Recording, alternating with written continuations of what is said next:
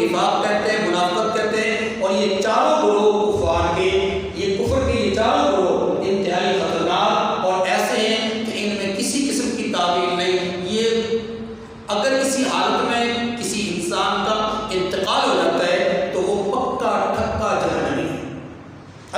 حالت میں انتقال ہو. اب اس کا اس حالت میں انتقال ہونا مجھے آپ کو معلوم نہیں، اللہ کو معلوم ہے. ٹھیک ہے، تو لہٰذا اللہ نے یہ فیصلہ کرنا ہے کہ ایسے لوگوں کے لیے جہنم کے ہی فیصلے ہیں. اس کے علاوہ کفر کی اور بھی کئی قسمیں، کفر شک بھی ہے، کفران نعمت بھی ہے، کفران تعویل بھی ہے. یعنی مثلا قرآن پاک کی یا شریعت کی اصطلاحات کی غلط تعویل کرنا جو کہ احادیث سے، رسول اللہ صلی اللہ علیہ وسلم سے، صحابہ کرام سے تعویل سے ثابت نہ ہو، ایسی تعویلات کرنا یہ کفران تعویل کہلاتا ہے یا کفر تعویل کہلاتا ہے. اس کی ایک مثال میں آپ کو دے دیتا ہوں کہ ایک شخص اگر یہ تعویل کرتا ہے ایک اصطلاح کی، اور اصطلاح شریعت نے بیان کی، اور وہ اصطلاح کیا ہے؟ حج. حج ایک عمل ہے جس کو شریعت نے بیان کیا اور اس کے اندر ارکان ہیں، اس کے اندر ظاہر جو وہ فرائض ہیں.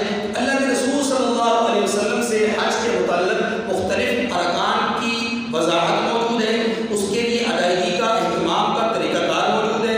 اب اس حج کے عمل کو کوئی آدمی یوں کہے کہ اس کا معنی تو عالمی کانفرنس ہے، بین الاقوامی اجتماع ہے، بس اگر اس کا معنی یہی کہتا ہے کہ یہ ایسی تعویل ہے جو کفریہ تعویل ہے، اس میں کوئی ایسی دوسری رائے نہیں کی جا سکتی. پر رسول اللہ صلی اللہ علیہ وسلم پر نازل ہونے والی ان دو آیات کریمہ میں جو لفظ کفر استعمال ہوا، اس کے متعلق میں نے کچھ گزارشات آپ کے سامنے کی. اب اس کے بعد ان دونوں آیات کا ترجمہ دیکھیے. پہلی آیت کا ترجمہ دیکھیے، پھر میں اس میں سوال کرتا ہوں. ان الذين كفروا سواء عليهم أأنذرتهم ام لم تنذرهم لا يؤمنون. جو لوگ کافر ہیں انہیں آپ نصیحت کریں یا نہ کریں ان کے لیے برابر ہے، وہ ایمان نہیں لانے کے، وہ ایمان نہیں لائیں گے. آپ انہیں نصیحت کریں یا نہ کریں وہ ایمان نہیں لائیں گے. یہاں دو باتیں سمجھنے والی. ایک بات یہ ہے کہ یہ کس کے لیے کہا گیا ہے، کون لوگ ہیں جن کے لیے کہا گیا ہے. اس کا جواب یہ ہے کہ اللہ تبارک و تعالیٰ نے قرآن مجید میں یا رسول اللہ صلی اللہ علیہ وسلم نے احادیث مبارکہ میں ایسے لوگوں کے واضح اور حتمی نام نہیں بیان کیے. البتہ اس سے اشارہ اور جو ہے وہ اشارہ کر دیا ان لوگوں کی طرف کہ جن لوگوں کا خاتمہ یقینی طور پر کفر پہ ہوا. اور عمومی طور پر اس سے مراد صحابہ کرام رضوان اللہ علیہ اجمعین کے نزدیک وہ یہودی ہیں یا وہ مکہ کے مشرکین ہیں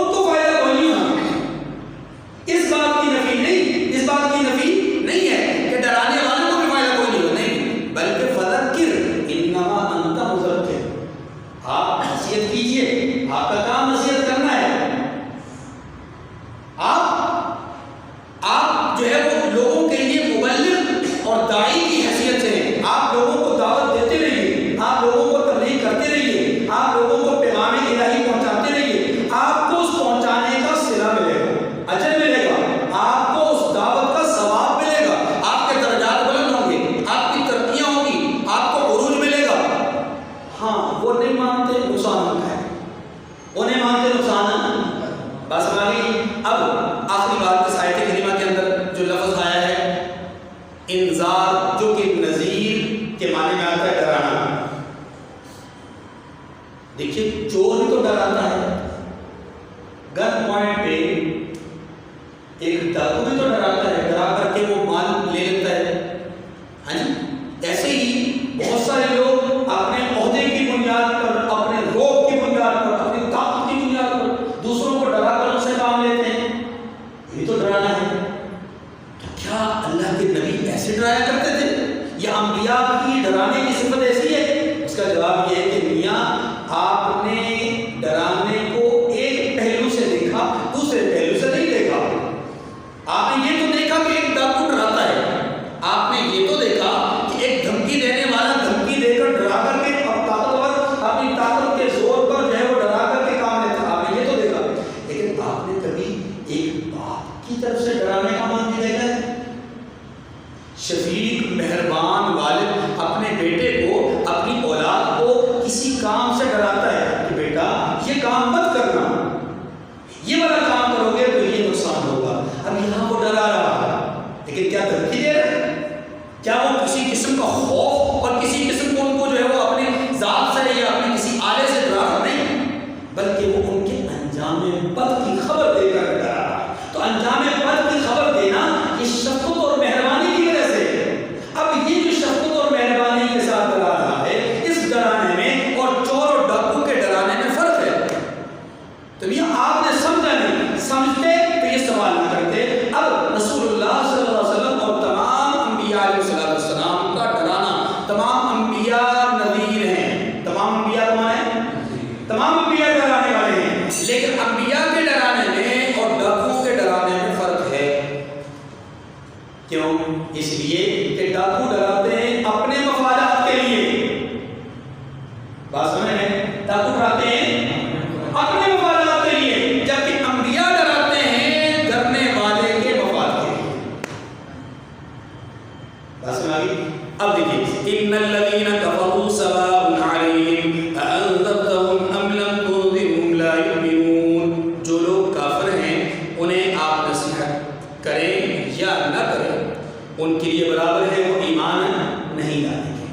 یہ اللہ تعالیٰ نے جو فیصلہ فرمایا کہ وہ ایمان نہیں لائیں گے, اس کو آپ ایک سوال کے انداز میں سمجھ سکتے ہیں. کہ سوال یوں بھی کوئی کر سکتا ہے کہ جناب جب انہوں نے ایمان ہی قبول نہیں کرنا تو یہ بات تو اللہ فرما رہے ہیں, تو اس کا مطلب اللہ نے پہلے سے فیصلہ کر دیا ہے.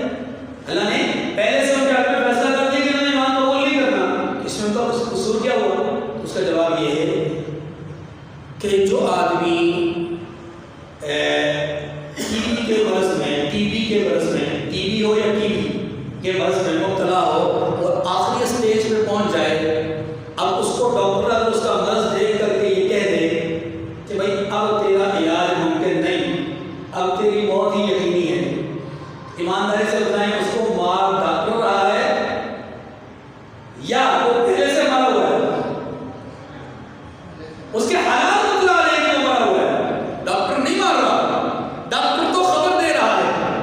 اللہ رب العزت خبر دے رہے ہیں کہ لا یؤمنون, یہ ایمان نہیں لائیں گے. ان کی نیچر ایسی بن چکی ہے, ان کی طبیعت ایسی بن چکی ہے, ان کی فطرت کو تبدیل کرنے کی جو پوزیشن اب بن گئی ہے وہ یہ بن گئی کہ اپنی فطرت کو تبدیل کر کے, اپنی ولادت وہ فطرت اسلام کو تبدیل کر کے اب یہ اس پوزیشن پر آ گئے ہیں کہ اب یہ کسی طرح بھی کوئی بات ماننے کے لیے تیار نہیں. تو ان کی حالت کو دیکھ کر کے فرما دیا اب مرض انتہا کو پہنچ گئی, اب ان کا مرنا یقینی ہے. اسی لیے اللہ نے فرمایا لا یؤمنون, اب ایمان نہیں لائیں گے. یعنی ایمان نہ لانا اللہ کے حکم سے نہیں ہے, اللہ تو خبر دے دے, اللہ تو ان کے ارادے کی بات کر رہے ہیں, ان کا ارادہ ایسا ہے. اب اگلی بات, ختم اللہ علی قلوبہم وعلی سمعہم, اللہ نے ان کے دلوں اور کانوں پر مہر لگا رکھی ہے. کن کے دلوں پر؟ انہی لوگوں کے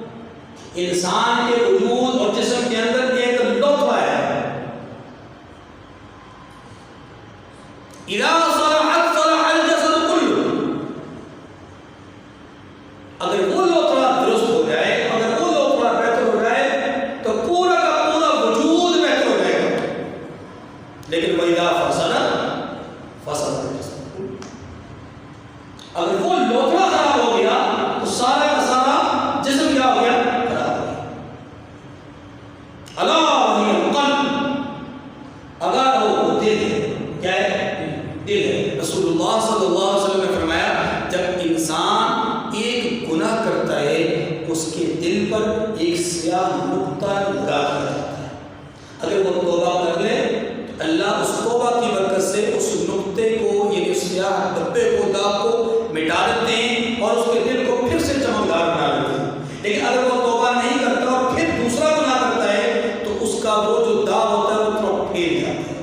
پھر تیسرا گناہ کرتا ہے پھر اور پھیل جاتا ہے. پھر چوتھا گناہ کرتا ہے پھر پھیلتے پھیلتے پھیلتے پھیلتے یہاں تک پوزیشن بن جاتی ہے کہ اس کا دل بالکل زنگ آلود ہو جاتا ہے، جس کو سورہ مطففین میں قرآن مجید کے اندر اللہ تبارک و تعالیٰ نے یوں بیان فرمایا کلا بل ران علی قلوبہم ما کانوا یکسبون.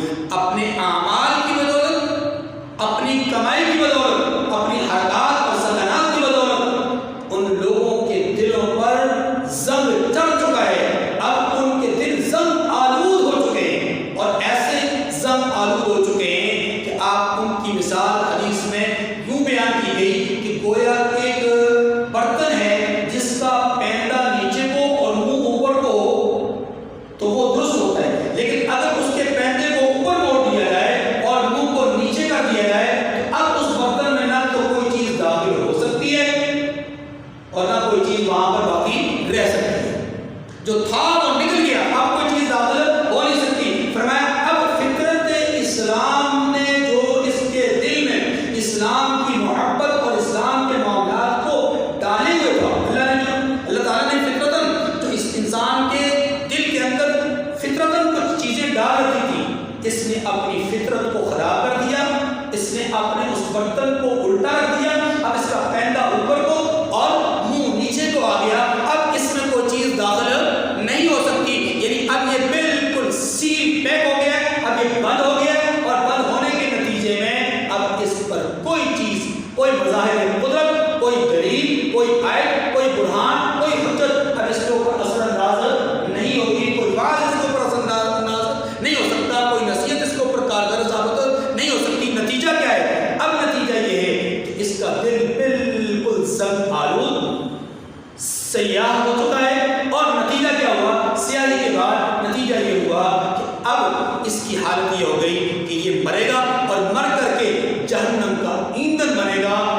اور نار اللہ الموقدہ التی تطلع علی الافئدہ، وہ آگ جو ان کے دلوں پر جا کر کے حملہ کرے گی، حملہ ہوگی. اور وہ دل پر حملہ آور، یعنی سب سے پہلے اللہ تعالیٰ نے انسانی وجود کے اندر جس عزم کو سزا کا مستحق ٹھہرایا وہ عزم کون سا ہے؟ دل. اس کا مطلب یہ ہوا کہ دل انسان کے وجود کا بہت زبردست قسم کا ایک عزم ہے جس کو اعضائے رئیسہ کا سردار بھی کہا جا سکتا ہے. لہذا اس کی حفاظت کرنا بہت ضروری ہے. اس کی حفاظت کرنا ایک بات. دوسرا ہے کان. اگر کانوں کو ہم غور کریں، اللہ تعالیٰ کی یہ وہ نعمت ہے کہ جن لوگوں کے پاس یہ سنوائی کی نعمت نہیں ہے، آپ ان کی محرومی کا اندازہ کر سکتے ہیں کہ وہ کس قدر بیچارے پریشان زندگی گزارتے ہیں. جن کے اندر قوت سنوائی نہیں ہے وہ کس قدر محروم زندگی گزارتے ہیں، کس قدر جو ہے وہ ایک قسم کی لاچاری اور معذوری کی زندگی گزارتے ہیں، ہم سوچ نہیں سکتے. اب یہ نعمت جو انسان کو اللہ تبارک و تعالیٰ نے دی ہے، اس نعمت کی اگر ہم غور کریں، اسی نعمت کی بدولت انسان اللہ کی آواز کو سنتا ہے، یعنی اللہ کی طرف بلائے جانے والی آواز کو سنتا ہے، رسول اللہ کے ذکر کو سنتا ہے، قرآن کی تلاوت کو سنتا ہے، تسبیحات کو سنتا ہے، تکبیرات کو سنتا ہے، اچھی چیز کی نصیحت کو سنتا ہے، واعظ سنتا ہے، تقاریر سنتا ہے، اور بھی بہت اچھی نصیحتیں. کوئی بڑے بزرگ کسی کام کا حکم کرتے ہیں وہ انسان کے کانوں سے سنتا ہے. اگر قوت سنوائی انسان سے ختم ہو جائے تو انسان اتنی ساری نعمتوں سے محروم ہو جائے. اب اللہ تبارک و تعالیٰ فرماتے ہیں کہ جنہوں نے اپنی صلاحیتوں کو خراب کر دیا، جنہوں نے اپنی صلاحیتوں پر کفر کو غالب کر دیا ہے، جنہوں نے اپنی صلاحیتوں کو مفقود کر دیا ہے، تباہ و برباد کر دیا، فرمایا اب ان کی حالت یہ ہو گئی گویا اللہ نے ان کے دلوں پر اور ان کے کانوں پر مہر لگا دیا، سیل پیک کر دیا. یہ مہر لگانا، سیل پیک میں نے لفظ استعمال کیا ہے، یعنی بہت ساری کمپنیز چیزیں فروخت کرتی ہیں، ان کے بارے میں کہا جاتا ہے کہ اگر سیل کھلی ہو تو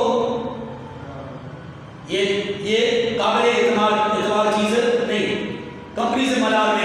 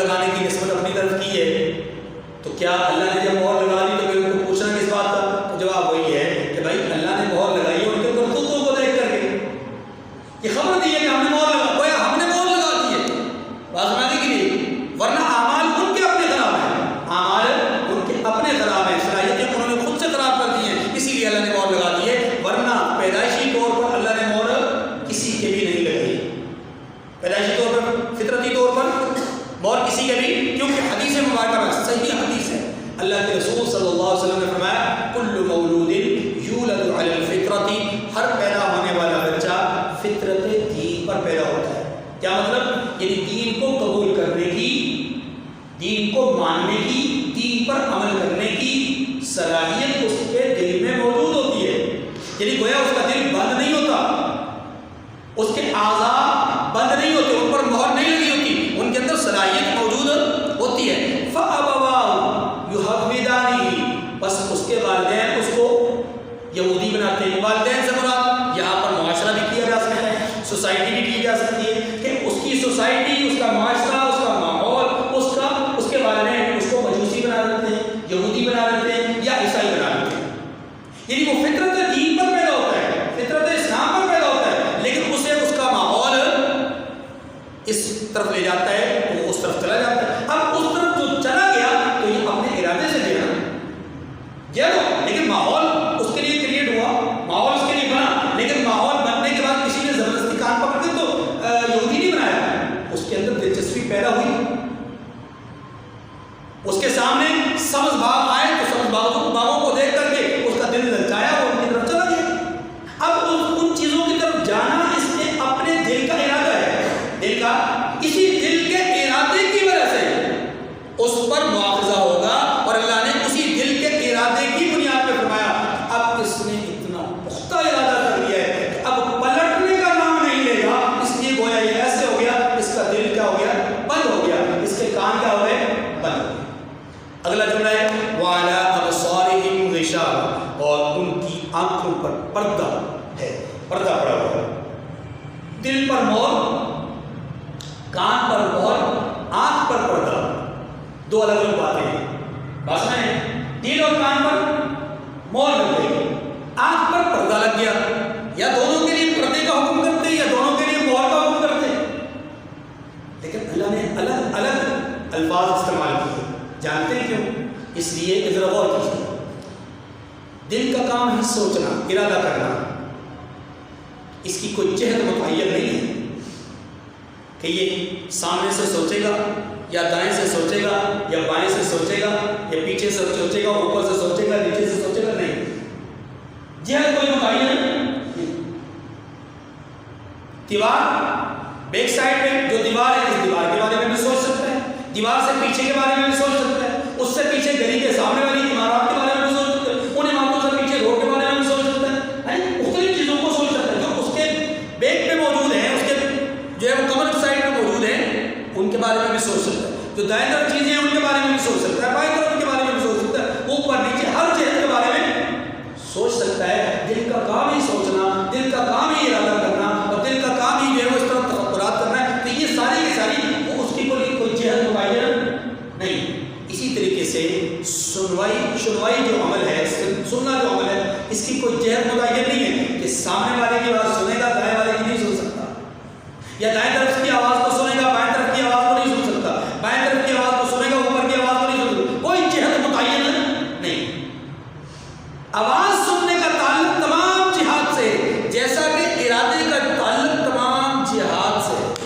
اس لیے اب ضروری ہے کہ ہر سمت کو بند کرنا، ہر سمت کو، یا پردہ نہیں، یہاں بندش ضروری ہے. یہاں لفظ کا استعمال ایسا ہو کہ ہر سمت بند ہو جائے. اس کے لیے مہر کا لفظ زبردست قسم کا لفظ ہے کہ سیل پیک کر دیا ہے، نہ ادھر سے آواز آئے گی، نہ ادھر سے، نہ اوپر سے، نہ نیچے سے، نہ پیچھے سے، نہ آہستہ نہ بلند، کوئی آواز نہیں آ سکتی. سیل پیک ہو گیا. کوئی چیز اوپر نیچے دائیں بائیں آگے پیچھے سے یہ میں نہیں جا سکتی کیونکہ سیل پیک ہو. لیکن آنکھ کا معاملہ ایسا نہیں ہے. اب آپ یقیناً بات سمجھ میں ہوں گے. آنکھ کا معاملہ، آنکھ ادھر دیکھے گی تو ادھر نہیں دیکھ سکتی، ادھر کو رخ کرے گی تو ادھر کو نہیں دیکھ سکتی، ادھر کو رخ کرے گی تو ادھر کو نہیں دیکھ سکتی. بات میں یہ جس ایک سمت دیکھے گی تو اس کی جہت متعین ہے. جدھر کو ادھر اس کا رخ ہوگا ادھر کوئی دیکھ سکتی، اس کے سوا کو نہیں دیکھ سکتی. اس لیے بس ایک سمت متعین ہے، اس سمت پہ اگر پردہ پڑ گیا تو سمت بند ہو گئے، مہر لگانے کی ضرورت نہیں ہے. بات ہماری یعنی دیکھیں نا، یہ کھڑکی ہے، اس کھڑکی پہ پردہ کیوں ڈالا ہوتا ہے؟ اس لیے کہ اس کی سمت متعین ہے کہ اس طرف سے روشنی آنی ہے، اس طرف سے لوگوں نے